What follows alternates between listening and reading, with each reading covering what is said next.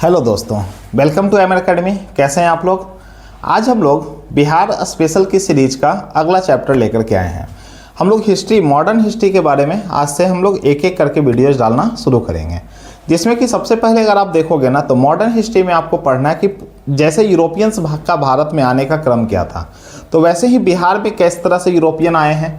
और उससे पहले हम ये समझेंगे कि अगर मुग़ल काल है ना, तो मुग़ल काल के बाद कौन कौन से गवर्नर जो है वो बिहार में बनाए गए थे और उनका क्या क्या रोल रहा था बिहार की तरक्की के लिए, या बिहार जो पहले बंगाल का पार्ट हुआ करता था वो किन युद्धों के बाद जो है वो क्या होता है, ब्रिटिश साम्राज्य में जाकर के मिल जाता है। तो उस युद्ध को जैसे हम लोग प्लासी का युद्ध बोलते हैं, जिसके बाद फिर बक्सर का युद्ध हुआ, तो हम लोग इसको छोटे छोटे पार्ट्स में पढ़ने का प्रयास करेंगे। और आज का लेक्चर से आपसे बहुत सारे सवाल बीपीएससी के अंदर पूछे जाते हैं, जिसमें कि आपको पूछा जाएगा कि बिहार के गवर्नर से आपसे बहुत सारे प्रश्न बनते हैं उसके बारे में। तो आइए हम इस चीज़ को शुरू करते हैं। तो once again welcome to MN academy, और आज हम लोग इस चीज़ को शुरू करने वाले हैं। तो देखिएगा आप लोग, यहाँ पे आप अगर देख पा रहे हो तो आपको एक फ्लो चार्ट दिख रहा होगा। तो अगर हम बात करें ना उत्तर मुग़ल काल की, क्योंकि हमें जो पढ़ना है आधुनिक इतिहास के अंदर वो इसके बाद से कहानी हमारी प्रारंभ होगी। तो उत्तर मुग़ल काल जो शुरू होता है वो होता है आपका 1707 में। आप सभी लोगों को जानकारी होगी कि औरंगजेब की मृत्यु हो जाती है कब? 1707 में। और औरंगजेब के मृत्यु के बाद के ही समय काल को हम लोग क्या बोलेंगे? लेटर मुगल पीरियड, या उसी को हम लोग बोला जाए तो उत्तर मुगल काल भी बोलते हैं। औरंगजेब के बाद अगर आप देखोगे ना तो जो पहले राजा थे, पहले जो बनते हैं राजा, उनका नाम क्या था? उनका नाम था बहादुर शाह। उनका नाम है बहादुर शाह प्रथम। और बहादुर शाह प्रथम जो हैं ये कब से कब तक रहेंगे? तो 1707 से लेकर के 1712 एडी तक जो होता है वो इनका समय काल होता है। और इस दौरान इनके मतलब बहादुर शाह के दौरान अगर आप देखोगे ना तो बिहार में जो गवर्नर जनरल बनाए गए थे वो दो व्यक्ति थे, जिसमें कि पहला नाम किनका है? अजीम उन शाह का, और दूसरे नाम जो है वो सैयद हुसैन अली खान। तो ये दोनों जो गवर्नर बिहार के बनाए गए थे वो क्या थे? वो किनके समय काल में आपको देखने को मिलेंगे? बहादुर शाह प्रथम के काल में। अब इसमें भी अगर एक प्रश्न पूछा जाता है तो अजीम उस शाह जो हैं उनको बिहार का गवर्नर उस वक्त पे नहीं बनाया गया था।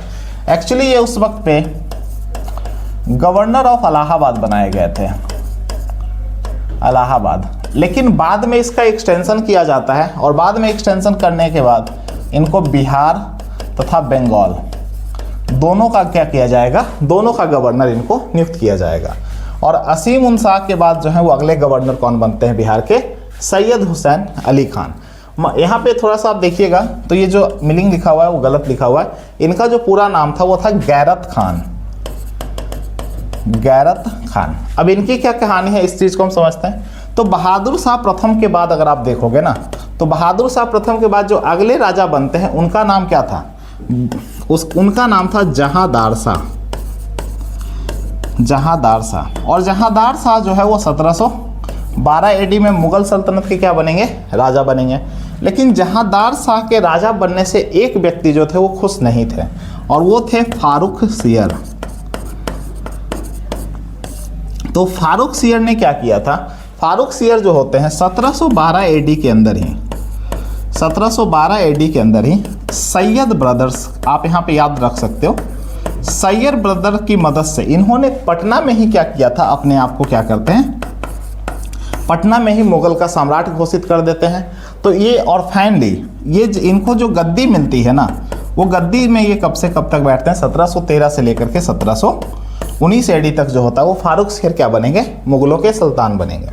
यहाँ पर आपसे एक प्रश्न पूछा जा सकता है कि जो सैयद ब्रदर्स है, सैयद ब्रदर्स में कौन कौन से व्यक्ति आते हैं? तो इनमें जो पहले व्यक्ति आते हैं उनका नाम है हुसैन अली खान।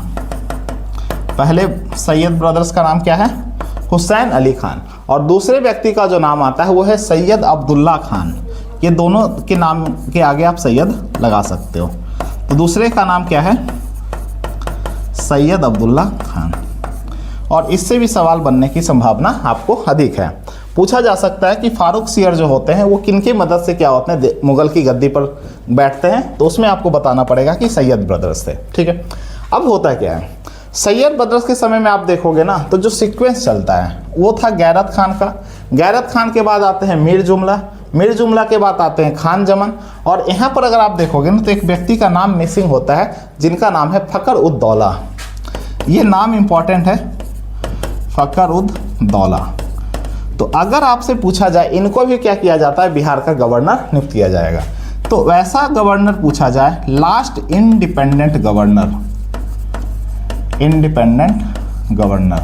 जो कि मुगलों के द्वारा नियुक्त किया गया था। तो अगर आपसे वो नाम पूछा जाएगा बीपीएससी के अंदर तो आप किनका नाम लोगे, फ़खर उद दौला का नाम आपको लेना होगा। उसके बाद देखोगे तो अगले जो बिहार के गवर्नर बनते हैं वो कौन बनते हैं, प्रिंस मिर्जा अहमद। और प्रिंस मिर्जा अहमद के द्वारा अपॉइंट किया जाता है, इनके द्वारा नियुक्ति की जाएगी किनको, सुजाउद्दीन को। अब सुजाउद्दीन जो है वो बिहार के गवर्नर का उनको कार्यभार मिलता तो है, डिप्टी गवर्नर तो ये बन जाते हैं, लेकिन डिप्टी गवर्नर बनने के बाद ये बिहार में काम नहीं करना चाह रहे थे। तो इन्होंने अपने अंडर में किसको नियुक्त किया था, इन्होंने अपने अंदर में जो नियुक्त करते हैं वो करते हैं अली वर्दी खां को। और अली वर्दी खां जो है वो सुजाउद्दीन के बिहार पे क्या कर रहे थे, काम कर रहे थे। अब होता क्या है, जब सुजाउद्दीन की मृत्यु होने वाली होती तो इन्होंने एक व्यक्ति को अपना उत्तराधिकारी घोषित किया था और उनका नाम था सरफराज खान। उनका नाम क्या है, सरफराज खान। तो होता क्या है, सुजाउद्दीन जो है वो किनको नियुक्त कर रहे हैं, सरफराज खान को, लेकिन उनके बिहाफ पे काम किनके द्वारा किया जा रहा है, इन सुजाउद्दीन के द्वारा। तो ये है अली वर्दी खान, इन्होंने उत्तराधिकारी जरूर नियुक्त किया था। तो होता क्या है ना, अली वर्दी खां और सरफराज खान के बीच में क्या होता है, विवाद बढ़ने लगता है। और जब विवाद बढ़ने लगेगा तो 1740 एडी के अंदर इन दोनों के बीच में एक युद्ध होता है जिसे हम लोग बोलते हैं गिरिया का युद्ध। ये युद्ध का नाम आप याद रख लेना, इसे हम लोग क्या बोलेंगे, इसे बोला जाएगा गिरिया का युद्ध। गिरिया का युद्ध किनके बीच में हुआ, अली वर्दी खान और सरफराज खान के बीच में। और इस युद्ध में फाइनली अली वर्दी खान जो होते हैं वो विजयी होते हैं और वो जीत जाते हैं। तो जब अली वर्दी खान जीतेंगे ना तो उनके बाद की कहानी को हम लोग देखने का प्रयास करते हैं। तो देखिएगा आप लोग, अली वर्दी खान और इनका जो कार्यकाल होगा वो काफ़ी इंपॉर्टेंट होता है मुगलों के हिसाब से। अली वर्दी खान जो है 1740 से लेकर के 1756 तक क्या रहेंगे, उस वक्त तक क्या था, जो बिहार होता था वो बंगाल के अंदर ही आता था। तो ये क्या होते हैं, नवाब, ये एक तरह से बोल सकते हैं कि गवर्नर उस वक्त पे कौन थे, तो अली वर्दी खान हैं। अब अली वर्दी खान के साथ होता क्या है ना, इनके अगर उत्तराधिकारी में देखोगे तो इनकी केवल 3 पुत्रियां थी, इनका पुत्र कोई था नहीं, तीनों पुत्री थी। अब तीनों पुत्रियों का ये विवाह क्या करते हैं, अलग अलग जगह पे करवाते हैं।